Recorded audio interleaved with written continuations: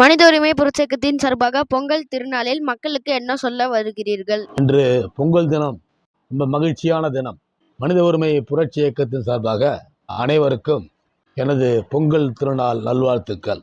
இந்நாளில் அனைவரும் எல்லா வளமும் நலமும் பெற்று வாழ மனித உரிமை புரட்சி இயக்கத்தின் சார்பாக வேண்டிக் கொள்கிறேன். தை பிறந்தால் வழி பிறக்கும் என்பது போல் இனி அனைவருடைய வாழ்விலும் இன்பம் இழிக்கும் என்பதை, இன்பம் எல்லோருக்கும் வரலாறு காணாத அளவு இருக்கும் என்பதையும் இன்றைய காணொலி வாயிலாக தெரிவித்துக் கொள்கின்றேன்.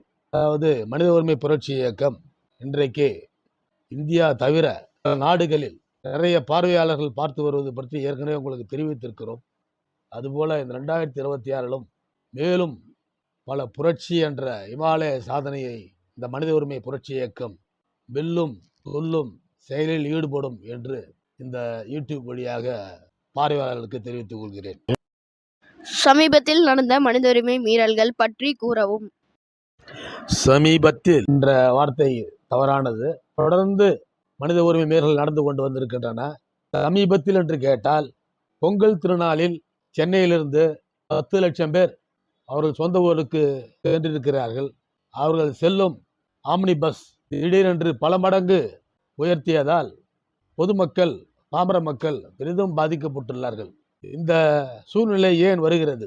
ஒவ்வொரு பண்டிகை திருநாளிலும் இது போன்ற விலை ஏற்றம், ஆம்னி பஸ்ஸின் விலையின் டிக்கெட் விலை ஏற்றம் என்பது மன்னிக்க முடியாத மனித உரிமை மீறலாகும்.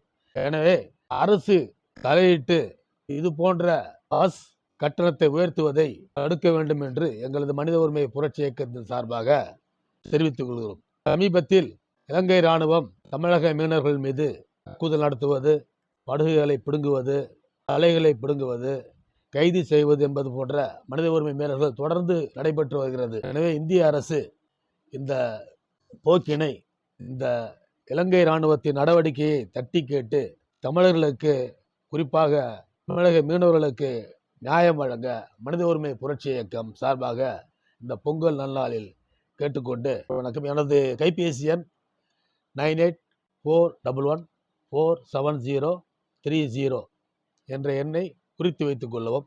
மனித உரிமை நமது பிறப்புரிமை, மனித புரட்சி மக்கள் எழுச்சி, மக்களுடைய புரட்சி என்று சொல்லி வாழ்வது ஒரு முறை வாழ்த்தட்டும் தலைமுறை என்று சொல்லி இந்த நன்னாளில் அனைவருக்கும் மீண்டும் பொங்கல் வாழ்த்துக்களை தெரிவித்துக் கொண்டு விடைபெறுகிறேன். நன்றி, வணக்கம்.